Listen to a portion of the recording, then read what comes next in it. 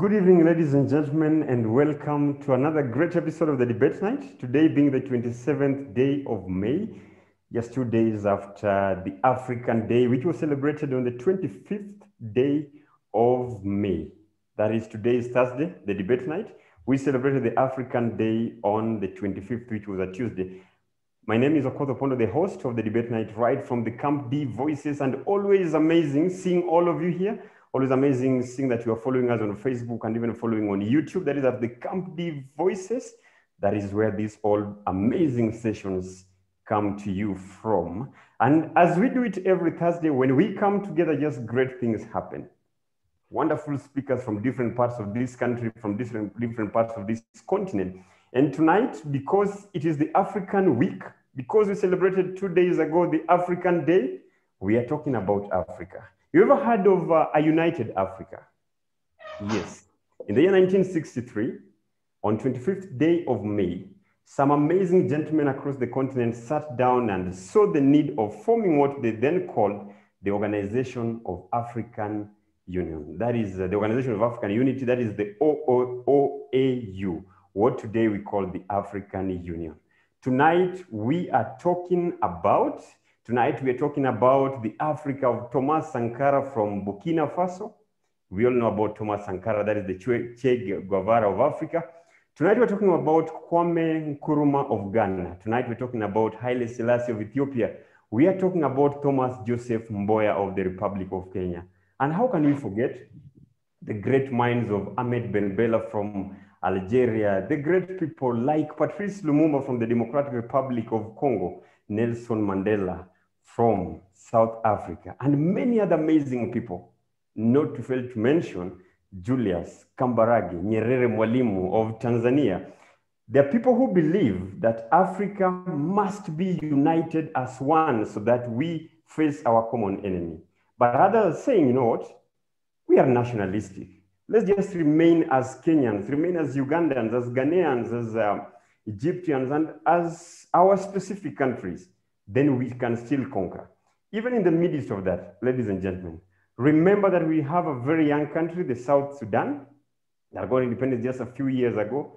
In the midst of that, ladies and gentlemen, remember the story of Mali and Ghana that tried to merge together as one country. As we talk about that, remember all the regional blocks, the ECOWAS from West Africa, remember the East African Community, and all these other amazing unions. Is a united Africa a far-fetched and outdated idea that will never be realized, or this thing coming to you anytime soon? On the panel tonight, we have a team of proposers and a team of opposers. And in the proposing side, have some amazing debaters from different parts of this country. On the proposing side, we have Zamzam Abdul Kadir. Zamzam Abdul Kadir is a web developer and a content creator. She's a humanitarian and a former debater from the Olympic High School. On the same proposing side, we have Michael Daniel, commonly referred to as Danaro. Danaro is a former vice president of the Kakamega High School Debating Club. On the opposing side, we have Simon Kamau. Simon Kamau is a community health.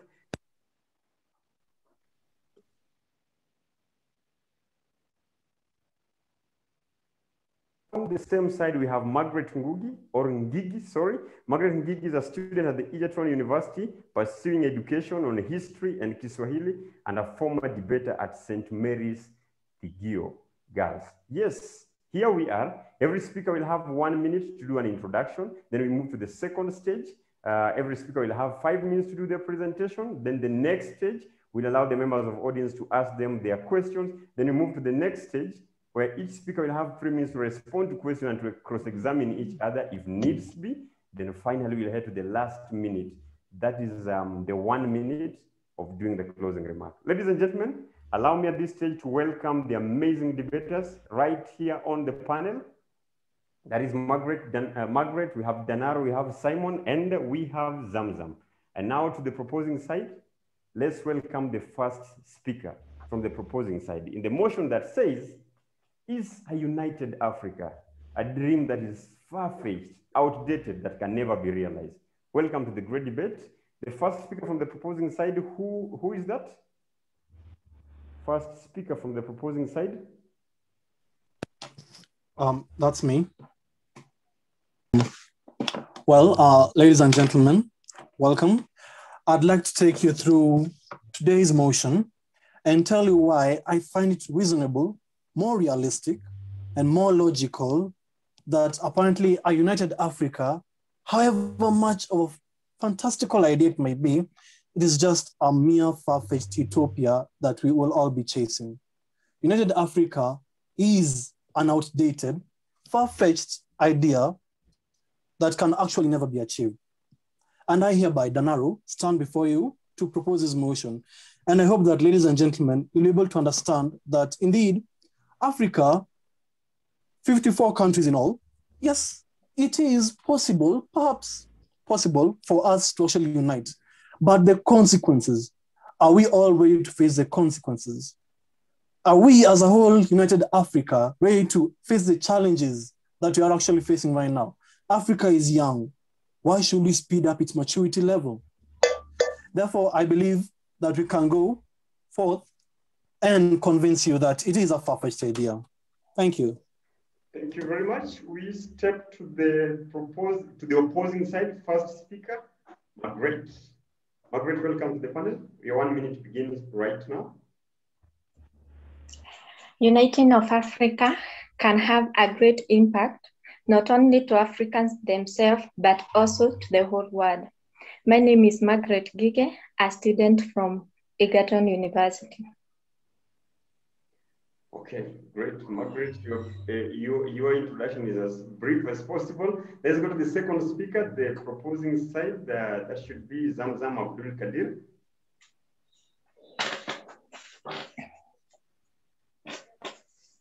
Zamzam Abdul Kadir.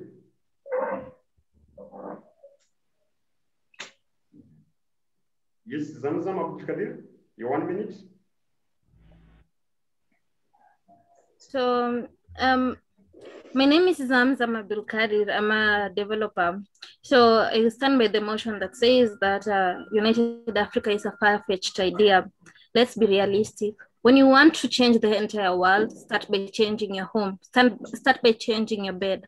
So as we're speaking right now, Africa is so messed up. African countries are so messed up to be united.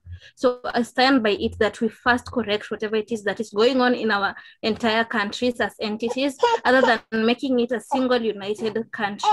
That will make us go into a ditch that we can never come out alive. Okay. Thank you so much, Zamzam. We head to the first speaker, the second speaker, the opposing side. That should be Mr. Simon. Thank you, sir. And I would like, first of all, to thank Danaro for supporting our cause and saying, oh, sorry for that. Sorry for the interruption. I was saying that I'm Simon from a former student of Baricho High School, and I would like to oppose this motion because number one, unification is the first step to domination, to an increase in levels of, well-being, to a better future, to a better tomorrow. And I would like to thank Danaro for agreeing with the cause that yes, we can be united, and I strongly believe that we can face the consequences of the unification. Okay. Okay, we lost Simon. Simon, we didn't get you, but anyway, fine. These are just introductory remarks. Now it is very clear that we have a debate, ladies and gentlemen, that a united Africa is an outdated and a far-fetched idea that can never be realized. The proposing team, that is Danaro and Zamzam, believe that this is a far-fetched idea that can never be realized. While the opposing side, Margaret and Simon, strongly oppose this motion, believing that this is a dream that can be realized and in fact is achievable as soon as possible. Proposing team, first speaker, Danaro, your 5 minutes begin right now. So allow me to begin by actually making it clear. Let me draw the line here to Simon and the fellow like-minded who might not be getting me. I am not against peace. I'm not against unity. I'm not against prosperity. I believe Africa has a potential to move forth. I believe that we are It's possible for us to be giants, to conquer, to upgrade from a third world continent. I believe that apparently we can make an impact in the world. But at what cost? Are we fully aware that when we talk about a united Africa, we are talking about us all? Kenya, Uganda, Tanzania, Ghana, Mali, Nigeria, South Africa, all the 54 countries in all, uniting in good and in bad, in poverty and rich. We are actually getting married to be one. That's what United Africa means. Meaning that all the problems that we have, all the problems that Ghana has, all the problems that Togo has, all the problems that Tunisia might be having, the illiteracy levels, the high illiteracy levels in Uganda, in Equatorial Guinea, all of that, that we'll all be sharing as one. Is that what we want?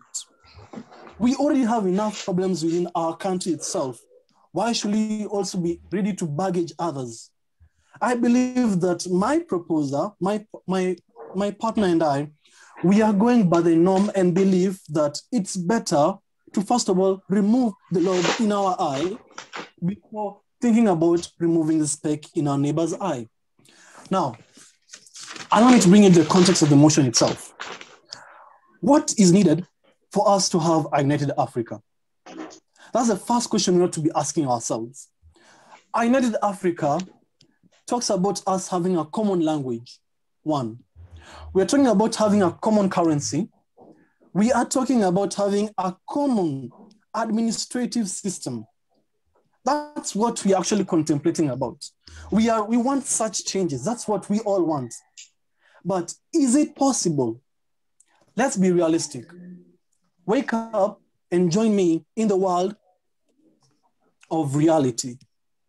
Arise from your fantasy. Look at this. Reason number one for Africa not at all being in any way possible united is a one, we are greedy. No, let's just be factual. We are greedy. According to EquatorialGuineaNews.com, Teodoro Obiang Nguema Basogo. This apparently is Africa's longest serving ruler of Equatorial Guinea since the year 1979, after he overthrew his uncle from power. Equatorial Guinea, allow me to digress a little. Equatorial Guinea is one of the best countries in terms of oil production and in terms of per capita income each year. Yes, that's a very good thing. And I believe if we had a united Africa, we could learn about that and we could actually upgrade and be like Equatorial Guinea. But look at the downside. This is what weighs so much that actually even the advantages of Equatorial Guinea are erased. Apparently, according to UN Human Index standards, Equatorial Guinea ranks so low. It has a 20% mortality rate for children under the age of 5. This means that each year, apparently 20% of children under the age of 5 actually die. They don't make it. 20%. That means that 20% of each child in Equatorial Guinea actually doesn't have a future. Each mother, whenever he gives birth to a child in Equatorial Guinea, they don't have a future. And why is this? This is because the president of Equatorial Guinea is very corrupt. He apparently it has been reported that he actually has a lot of mismanagement of funds. Let's move back to our backyard, Kenya itself. Kenya owes the first world country a debt of 7.06 trillion, according to the budget policy statement of last year. 7.06. Now, is Uganda willing to share our own burden? Ask yourself that before you think of having a united Africa. Is South Africa willing to carry our own burden? Let's be realistic. Are they? We go on to the third issue that makes it impossible. Africans are apparently xenophobic. And apparently I'd like to stop there, but I believe it is impossible for us to have a united Africa. Thank you. Thank you, Danaro. That is the first speaker from the proposing side, strongly believing that a united Africa is a far-fetched idea and an outdated idea that will never be achieved in our lifetime. And remember, we're also live on Facebook, Kamdi Voices. Check on the Facebook page. If someone within the virtual room here can just share the link inside our chat box here so that the members in this hall, in this virtual hall, can also share out with their friends so that those who are not able to join us in the Zoom meeting hall can join us on Facebook and keep commenting. On the first speaker from the opposing side, that should be Margaret. Margaret, your 5 minutes begin right now. According to me, uniting Africa will have a great change in the world. Supporting this, according to the late, that Africans' politics is growing, is overcoming those of developed countries. For example, Namibia and Botswana have currently been termed as politically stable and democratic countries. The second one is the rate at which African countries are solving cases, conflict cases. Back in about Kapeguria 6, they went to Netherlands to case. But back in 2013, the Supreme Court just solved election dispute. The third reason is that African nations have greatly improved on health sector. During past, most children and people used to suffer due to malaria and so, but currently that have reduced and government has taken a further step by providing free ARV to all victims of HIV and AIDS. Number 4 is common currency. If all African nations can have common currency, we can be able to invest and buy each and every good wherever we are in Africa. The other reason is that about continental planning. Most people in Africa are just struggling, lack of food, lack of shelter, whereas DRC have the agricultural potential to feed all countries in Africa, the 54 countries. But due to the fact that we are all divided, we all live as Kenyans, Ugandans, that's why we can't solve our own cases. But according to me, if we all unite, we will be able to form a greater continent than the most developed country. Also, when we talk about investment, when we all come together, we can view that Africa has more raw materials, so that if we can unite, our industrialization can grow in a better way, and also we can be a market for our own products, other than expecting goods from China so that we can buy them, whereas we have the potential to make our own goods. Thank you. All right. That is Margaret, the first speaker from the opposing side, who are saying we do not agree with this whole idea that Africa cannot be united. Let's say to the second proposer from the proposing side, that is the second proposer, Zamzam Abdul Kadir. Your 5 minutes begin right now. So apparently, when we talk of a united Africa, we mean we're going to have one voice, one people. But then let's look at our population as an entire continent. Right now, it's estimated that we are 1.7 billion people. And according to, when you group this population according to age-wise, we are at a median of 19, at the median age of 19 years, which means what? Most of the population are people younger than 20 years. So we are talking about uniting Africa. How can we unite a continent where the least majority of people are not able to get jobs, are not able to fend for themselves? What are we doing here? We're increasing the level of unemployment. We are increasing the rate at which, when we have a high level of unemployment, meaning we are going to have high level of risk we're going to have high level of crimes in our society. Now let's talk about the GDP. Right now we are at 2% GDP. Meaning what? In the next years, actually currently we are at number 7. So if we unite Africa, what are we doing as the whole nation? Yes, she has talked about a common currency. So, countries such as Uganda, countries such as Tanzania, where their currency is so low, will they agree to match up with countries such as Kenya, such as Nigeria and all that? Will all these countries merge up so that we can have one currency? What will it benefit to other currencies? I'm going to talk number 2 about religion. As we all know, religion is one factor that can be either problem solving, or it's going to be creating issues. We find that most of these countries are divided, whereby the northern countries of Africa are spread equally. We have Islam as the majority, while the southern part are Christians. Now, in between there, we've had so many clashes, inter-religion clashes that last longer than decades. These conflicts, we have also countries such as Somalia, whereby they follow Islamic law. Will they agree to follow whatever it is that they are going to be guided that is not Islamic? In countries such as Somalia, whereby someone can be death sentenced when they don't follow certain Islamic laws, will they agree to merge up to this change that we are going to take them to?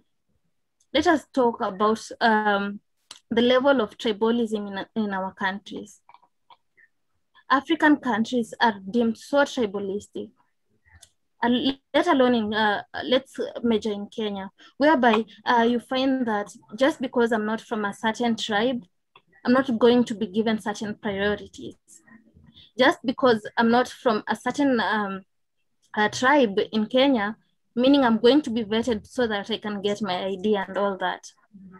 So when we merge these countries, we have the super tribes up there, meaning they're going to be given higher priority, or rather they're going to be very well represented in the administration.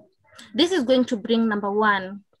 We are going to have tribes that are going to be misrepresented or never represented in the assembly. And this will bring what?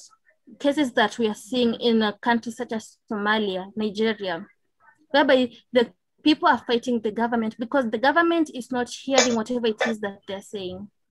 So lastly, I'm going to talk about wars and internal conflicts. In Somalia, we have the Somalian war, we have the Nigerian war.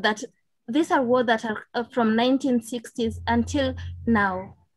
So are we going to merge these countries together, whereby they're not even happy with their administration? You're telling us to merge these countries together. How will it work? How peaceful is Africa going to be, where we cannot even stand each other, where we have countries fighting because of borders? Just here in Kenya, we have several incidents whereby the Turkanas are fighting with the Samburus. In Nigeria, we have the Yoruba fighting with the Igbo because of what? Traditions. We have people fighting because of religious beliefs. We're talking about a country whereby right now we are living at $1 per day. And when we merge these countries, we're going to be living with 70 cents a day. So how is it going to help us? Time is up. Thank you. All right, let's head to the second speaker, the opposing side, that is Mr. Simon. Simon, your 5 minutes begin right now, sir. Thank you, sir. The proposer's argument is based on the symptoms of an already fractured continent, of a failing system of leadership, and that is not what we're discussing here. You're talking about currencies, borders, you're talking about tribalism. Before the whites came here, we never had boundaries. We're talking about unification. All those matters are trivial. Jobs, currencies, troops. We have all left the continent for more than maybe 30,000 years. We've never heard of these trivial wars over boundaries, over minerals. All this comes when a common enemy wants to exploit us. Danaro has talked about, let's be realistic, to share our mineral. We own the wealth in the world, and some of the does work out. 1 + 1 is 2, but now, Okay. so I believe Simon, we are struggling. We are our struggling. bargaining power. Simon, maybe you can just check out and check in. Let's hope that by the time you come back, it will be better. I'll now open this segment to the question. This is now the question session. We'll have a total of 5 minutes just to ask those questions. So my timekeeper, let us know when 5 minutes is done. Just do as you've been doing for the whole 5 minutes. So because this is a question session, the hands are already up. But let me pick the first question from Kelvin Kamau. The debaters, get me well. Kelvin Kamau is asking a question, and I'm picking this question from Facebook. Kelvin Kamau is asking a question to the proposing team. How will the problem of neocolonialism be dealt with if African countries are divided? How will African countries negotiate on equal terms with economically superior countries if they are disunited? That is a question to Danaro and Zamzam, who believe that a united Africa is a far-fetched idea and an outdated idea which will never be achieved. I repeat the question. How will the problem of neocolonialism be dealt with if African countries are divided? How will African countries negotiate on equal terms if the economically superior countries, with the economically superior countries, if they are disunited? Let me go straight to, I saw Stephen Omukoko. Stephen Omukoko, are you there? Yeah, thank you very much. I have a question, and this is particular to Danaro from the proposing team. I think he said that we are greedy as Africans and as such we cannot unite. What is the basis of this information? Is it that there is a scientific study that shows that Africans are greedy, or it's just some of these generalizations that because of one particular country in Africa being associated with corruption, so all Africans are greedy? Is that the basis of his claim? Powerful. There's a question to Danaro. I hope he got it right. Who else is on the panel? Andrew Musyoka, you are on the call, sir. Go ahead and ask your question. If African unity is elusive to the proposers, if African unity is elusive, why does the white man fear it? This is evidenced by them sponsoring rebels to the ones who killed Muammar Gaddafi, sabotaging efforts of African unity, or even regional unity in Africa. Why does the white man fear African unity if it is not possible?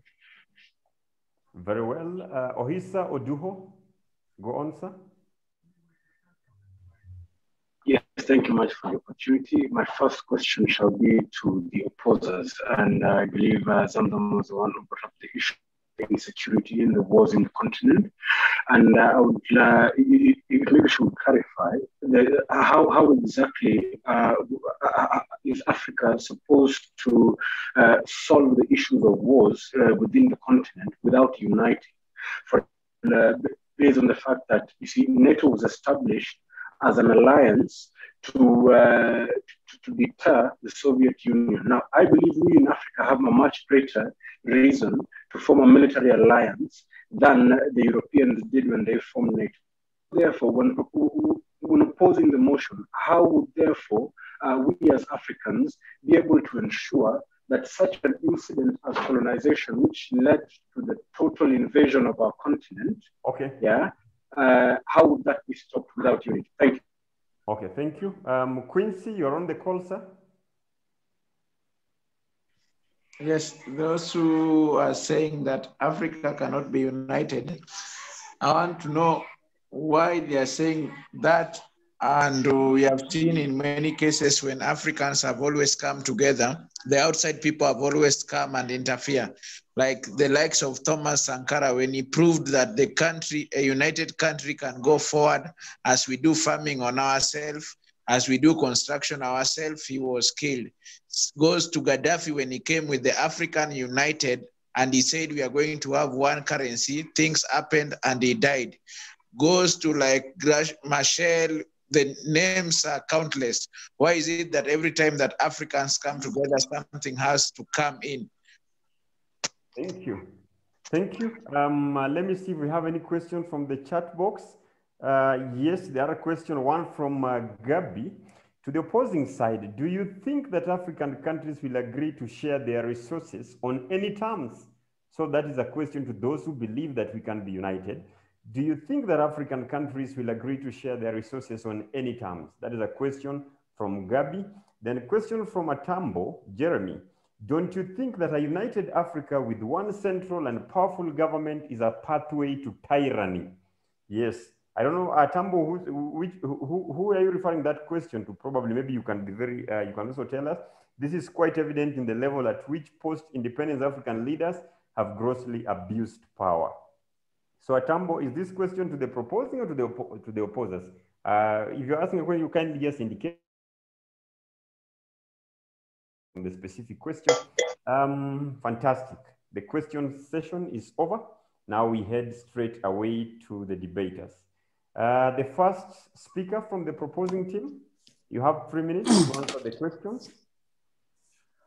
Okay, so there was a question on neocolonialism, and Simon talked about before colonialism, Africa having boundaries and all.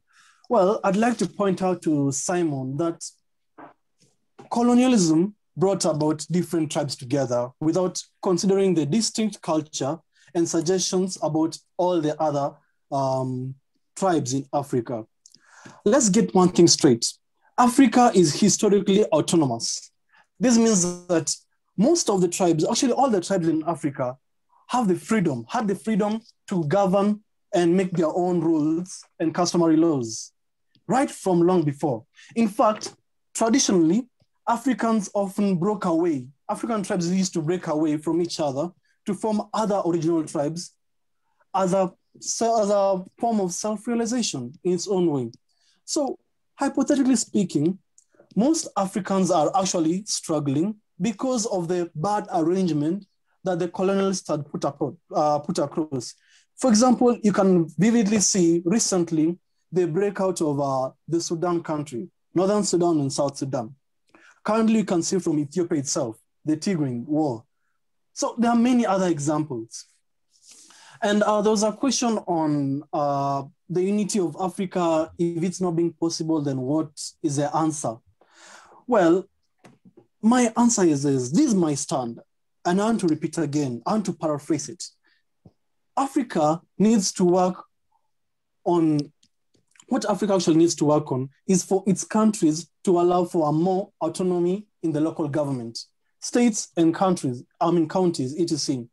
And to prioritize more on the multinational corporations and more regional blocks than actually just coming together to form one large block. For example, if we come up with ECOWAS, EAC, such regional trade blocks can be actually able to help us in terms of monetary and in terms of economy. That's one of the few ways I believe can be of help. And thirdly, Africa, we are a multilingual continent. We have over 3,000 speaking tribes. Are we trying to form another Tower of Babel in Africa itself? Is that what we are trying to look for? Because Julius Malema proposed that Swahili become the ideal language for united Africa, since spoken by 140 million people. Well, my fellow partner just mentioned that Africa has about 1.2 billion people. And 15% of these 1.2 billion people are the only ones who can speak Swahili. That's according to africalanguageethnic.com. It says that only 140 million people can speak Swahili. So, your time is up. Is that actually, pardon me just 1 minute, is that actually logical that we should just make sure that Swahili become the common language for people who live in Egypt, for people who live in Togo, for people who live in Sierra Leone? Is that actually possible? Imposing an alien language on a group is an attempt to actually erase its own identity. So I don't think it's actually possible for us to have a united Africa under such customary laws as what my opponents want to bring about on the table. Thank you. First speaker, the opposing side. Margaret, if you can hear me, Margaret. Margaret, are you there? Yes, I'm here. You have 3 minutes to begin. Okay, there was a question. There was a question about Africans sharing their resources. As we can see, for example, in the government of Kenya, they do share resources from national government to county government. So if Africans unite, that is the same way we will all share our resources, and those resources will be beneficial to we as Africans. As first, they will create a large number of employment. The proposal inside said that Africans, there is a high rate of employment. Yeah, that is very good. But it is because we are as a particular country. But when we unite and become one, we will be able to fight our enemies, e.g. unemployment, our tribal. We will be able to unite and be one and work as one. And through uniting, we will be able to conquer the developed countries like USA. For example, when we manufacture goods as Africans, as Kenya, we are unable to go and sell them due to the high competition from the so-called developed countries. But when we unite, we will be able to face that as a same enemy, and we will be able to conquer them and sell our items to them. Yeah. Wonderful. Wonderful. That is Wilda Marega, the first speaker from the opposing side. Let me step to the second speaker, proposing side, Zamzam. So she has talked about that Africa, when we come together, how it's such a sweet illusion that when we come together, we're going to solve issues such as unemployment. We're going to do greater things. Let's look at it in this way. If we as a country, and a country that is considered to actually be improving, be it financially, be it structure-wise and everything, we're still facing a high rate of unemployment. We still have countries whereby people flee from their countries. They have given us a good example, DRC Congo, that DRC Congo can feed the entire continent. Is it the same DRC Congo whereby people are fleeing because of the ongoing war? Are we opening up our eyes? He talked about how is it possible that we're going to solve the war, the ongoing war in these countries if we cannot unite? How are we solving our internal conflicts in Kenya? It's something that is possible. We have things such as mediation. We have things such as negotiation. We have things such as we can even contact our leaders. It doesn't have to be the AU standing up for us. This only makes it, it only proves other countries right, that we depend on the Western countries to accomplish everything. My partner spoke about the debt in African countries. How are we going to elude it? We're talking about a system whereby factors such as economic value, we have a difference in economic values, whereby things that are considered to be of high value in Nigeria are not considered to be of any value in Kenya. Substances such as snails and all that. So how are we going to make trade that eventful? We're not saying that we don't want a united Africa. What we are saying is, let us make Africa borderless. That way, all these things that they are telling us, the opposers are telling us, is going to be fruitful. It's going to come to the currency and all that.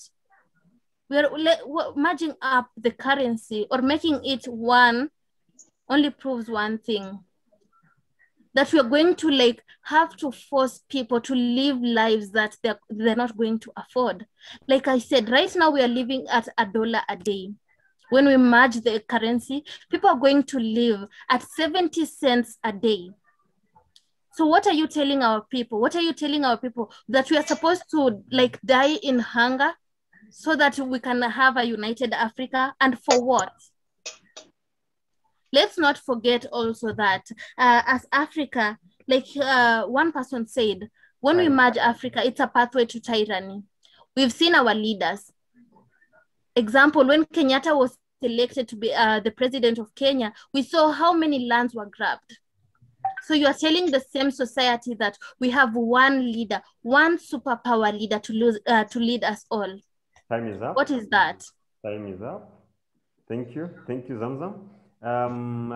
Let's go to Simon. Simon, are you there? Yes, sir. Yes, sir. I was about to say that the opposing side is so much more focused on the... All right. Okay. Simon's day today. Okay. So, having listened to all the 4 speakers, that is apart from Simon, because Simon is really struggling with his network. I'm also sorry to say that we're not able to take another question from members of audience. Isaac Rotich, the question time is over. Now we are back. Let me just read some comments very quick from Facebook. Kelvin Kamau say, want a single Africa reduce the boundary disputes. Lisa Mwangi says, it can't be, we are way too divided as a country, let alone as a continent. Then Lisa Mwangi again say, how would you even vote? Kelvin Mwangi, must a united Africa be a single country? Kelvin Mwangi again says, Simon has started very well, he's tuned in. And he also said that Africa must be united. And I also read some comments from the chat box, just to make sure that we are together in this conversation. What else is coming here? I think at this moment, I'll give the members of audience at least just an opportunity to say something about this whole motion. But before I do that, let me also remind the people who are debating, that is the 4 speakers, Mr. Danaro, Mr. Simon, Ms. Zamzam, and Margaret, that I'm now giving you a break to take some time, prepare 1 minute talk to convince us that we should all be swayed towards your direction, that you believe a united Africa is a far-fetched idea that can never be realized. If you believe so, you have a minute to prove that to us. If you don't believe so, you also have a minute to prove that to us. So any member of audience would like to say something specifically about this motion, not about a speaker, and kindly less than a minute each. Less than a minute each. Wilder, be on standby. The moment a minute clocks down, cut that person off. Ohisa Oduho, your hand is up. Let me start with you. Less than a minute, kindly. Very well, very well. Thank you very much. Now, this is a topic in which the problems that are available regards to African unity are so much that even I, as a proposer, would easily be convinced otherwise. But nonetheless, there is hope, and as such, it is a very fruitful discussion in which young people are able to openly share their ideas on the subject matter, on which now, in this field, are able therefore to take raw perceptions of what the youth have to say about the subject matter and therefore adjust consequently. And thank you. Thank you very much. I know we've stopped time. Thank you. Isaac, go on, sir. Okay, fine. Thank you so much. I want to say something. I support that Africa must if they unite together, because according to me as a young person, if our countries come together and write one constitution and then they are united by one constitution, like what we see in other countries like America, they have only one United States, but they have different states. One united country, but different states. But those states, they are being ruled by governors. In Africa, when we come together, maybe we'll have one president from the top in that hierarchy, and then maybe in different countries, we'll have governors under one constitution. And that is how we will go far. Like for me now, if this dream is supposed to be realized, they are supposed to write a constitution for next generation. But those people who are in power right now, they are not supposed to use it. Time is up. Fine. Thank you. Thank you. Someone else would like to contribute? If you're on the panel and you'd like to say something, Derek Komolo, Gabi, Jeremy Atambo, Lord Lushiri, Manoti, Migero, Mike, if you'd like to contribute to this topic before I take it back to the debaters and to bring this to an end for us, Nana Kiverenge, Quincy, Rashid, Stephen Omukoko, I see you're writing some very interesting messages there. If you'd like to say something, you can go on and say it. Let me see whose hand is up. Gabi, your hand is up. Go on, sir. Sorry, Gabi, go on. Gabi, turn on your video, your mic. Okay, fine. Gabi, you can unmute and go on. Yes. It's a good discussion. It's a good debate we're having here. So I'd like to say, we are not being skeptic. We're just being realistic. Of having Africa being united, it's just not realistic, and we are trying to be realistic here. Yes. Thank you. Thank you, Gabi. Derek Komolo, your hand is up. Derek Komolo, you can go on, sir. Your video and your audio, kindly. Okay, just a minute. Okay. Go on. Okay. I'm glad to be here. It's my first time. To contribute to today's motion, I would like to say that let's focus first on uniting our individual countries before we focus on Africa. So it will be easier that way to start from the country level, because I don't think most of African countries in the spaces they operate, they are united as per se. Okay. Yeah. Amazing. Let's go to Quincy. Quincy, you're on the call.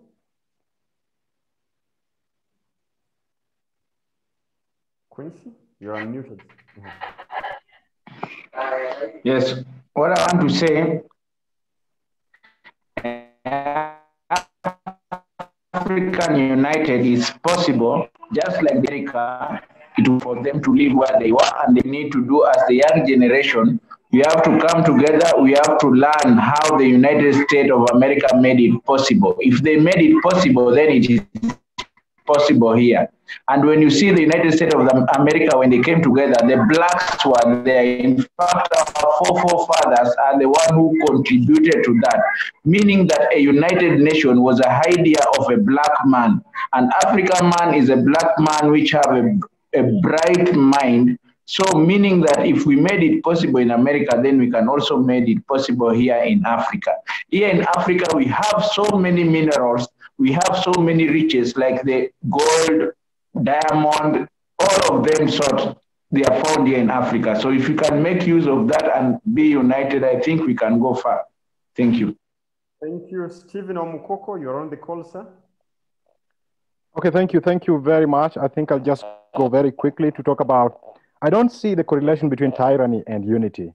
And do you want to have 55 African dictators or just one dictator? That is something you can also think about.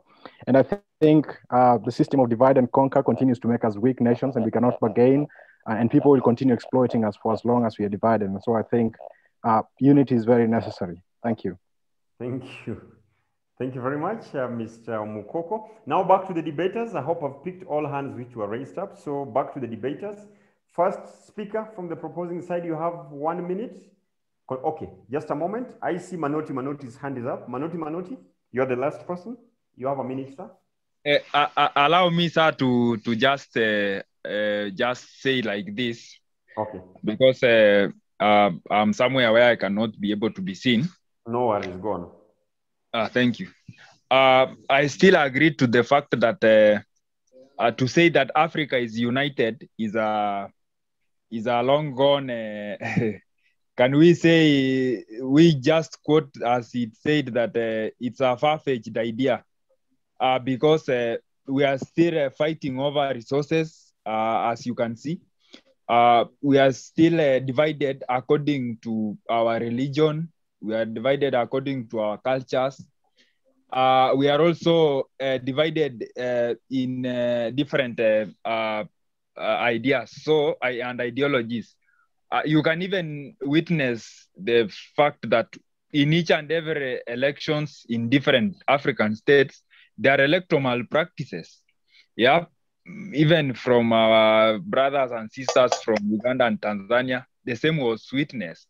If you go, yeah, so if they can be able to be resolved and we share our resources equally, we can be able to be united. But as it remains, it's still a far-fetched idea. Yeah, thank you. Thank you. First speaker from the proposing side, Danaro, your 1 minute begins right now, sir. You have a minute to convince us why we need to believe that this is a far-fetched idea, that this is an outdated idea that can never be realized. Danaro, your 1 minute begins right now. Okay, so my final point is that apparently it is a pathway to tyranny. Yes, I concur with Gabi, and yes, I go against Steve. It is a pathway to tyranny because let's be realistic here. Let's look at the facts itself. Africa is autonomous based on their tribes. That's for one. Two, the more powerful a central government is, the greater the possibility of tyranny itself. Since 2010, Africa has had 40 coups taking place. Of course, my opponents will counter and state that the solution to such an issue can be rotating the head of office. But let us just be realistic for once. Let us just be realistic. It is impossible for it to happen, as has been evident in various countries such as the old Sudan, Rwanda, Central African Republic, and Nigeria. And obviously, it's logical enough that there cannot be any parliament that can be able to comprehensively take in over 2,000 tribes for representation, which means that it will lead to failure of representation of various interests. That's leading to secessions, further secessions. Right. And finally, as I close in, the effect of colonialism in Africa and its political history has shown that uniting people without considering their traditional way of life is actually wrong. Therefore, a united Africa is hard to achieve. It's not impossible, but it's very hard. And are we really willing to take the bitter pill? Thank you. Thank you. First speaker proposing side, Margaret. Margaret, if you're here, you can unmute. You have your 1 minute. Finally, I agree that uniting Africa will have a greater impact on us. You can turn on your video, Margaret.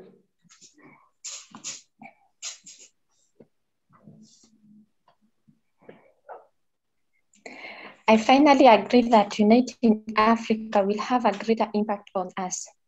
European nations are using Africans to enrich themselves. Otherwise, we can use our resources so that we can enrich ourselves, other than depending on European nations for support and other links, whereas they are using our raw materials to enrich themselves, and also bringing their items into our country, selling them, whereas they have used our raw materials to make them. That's why, according to the situation of SGR, we are taking loan from China and also getting laborers from China. So we are paying the loan twice, whereas we are supposed to pay once. Thank you. Thank you. Zamzam Abdul Kadir. Zamzam, if you can hear me, your 1 minute begins right now. So I'd finish up by saying this.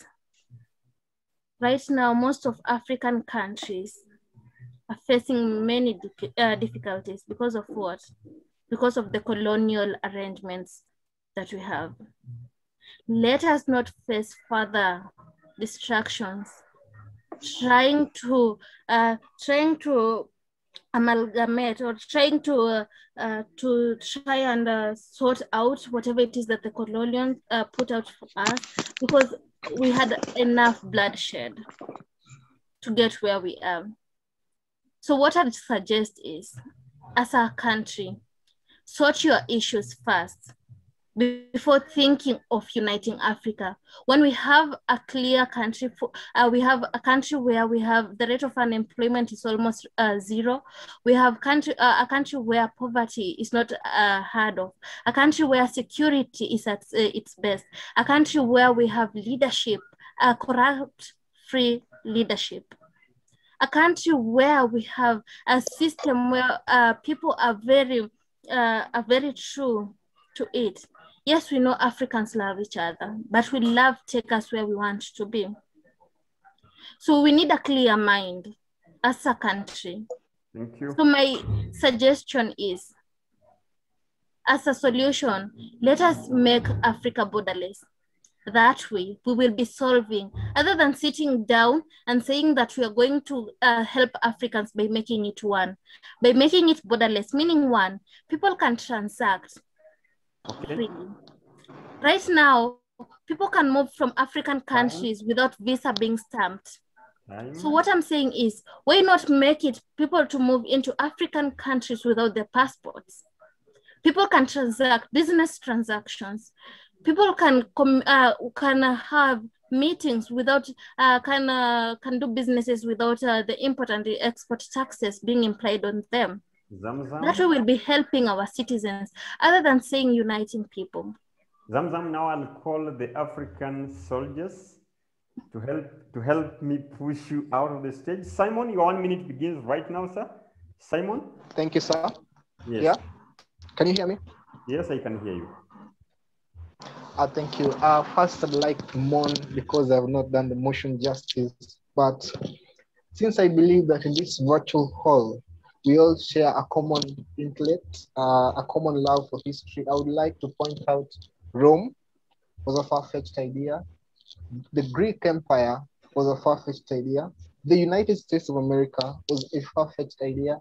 A united Europe after the First and Second World Wars, all of these ideas have been considered far-fetched. But the idea or the opinion of one or two people should not scare us from achieving something that could be truly legendary. Not only that, that could solve all of our problems and our issues. And so I'd like to say, a united Africa is not just a dream, it's a vision. The difference being a dream is something that disappears after one night. A vision is something that you achieved after tireless hours of working. We are not suggesting that this thing is going to happen within a matter of hours. Sure, it will take years.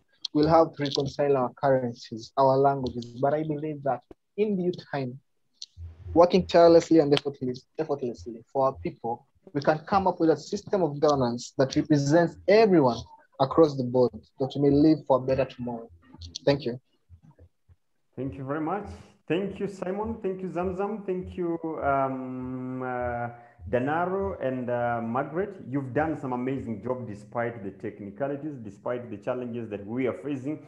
And also the members of the audience, those who are able to get in and ask their questions or pass their comments. You are amazing people. And to the amazing discussion going on Facebook, let us not stop it. Jono Isaudu and Stephen Omukoko, kindly just go straight to Facebook and keep writing these amazing comments there, because we need to keep doing this conversation there. But for now, we come to a stop of this debate. But before we leave, let me leave you with something here. We have been talking about gender equality. And you know what? We said for gender equality to happen, this must happen, the other one must not happen. On the same time, we've been talking about payment of the bride price. I'm just wondering, are these two conflicting each other? Are these two conflicting each other? The payment of bride price is the greatest threat to gender equality. That is our motion for next week on Thursday. I know this one is going to raise some emotions, but it is what it is. We have to do it. Maybe if I can pick any quick reactions here, bride price, because I know so many people get confusion when it comes to matters of bride price and dowry payment. I'm talking about bride price. Bride price, which is simply defined as a payment by the groom or his family to the bride or her family. Bride is the wealth, while dowry is the wealth transferred from the bride or her family to the groom. So I'm simply talking about the bride price. Is it a threat to gender equality? The culture of bride price, is it a threat? to gender equality. Any quick reaction from the panel before I leave? Any quick, anyone person would like to say, who'd like to join this motion? Who'd like to join this motion? I think. Huh? Turn on your videos. Turn on your videos before we say goodbye to each other. Turn on your videos and your audios. Kindly. Let me just see. I know this is going to be very interesting. Jono Hisa Oduho. Do you believe in the bride price? I don't think. No point. No. Don't give any points. Yes. Do very well. Thank you. Wilda Nyagoha? No, bride price nimekata. You want us to continue paying bride price? No. Okay. Don't pay. Christine Musando, should we pay bride price or not? Kristen, should we? I think we should not. No. We should not. Danaro, should we pay bride price or not? Danaro, should we pay or not? Ayo, walipe tu. But then I'd love to see the feminists actually counter on this, because they're always on ahead about us being like us. So all the feminists in the house, just come for tafadhali. I don't have to watch this.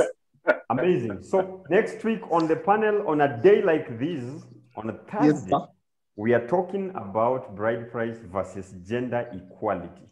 How do these two things work together? In a world where we are saying, we don't need to buy people, we don't need to do this, how do these things work together? See you next time. Today being the 27th day of May, keep on the discussion. We've been talking about the African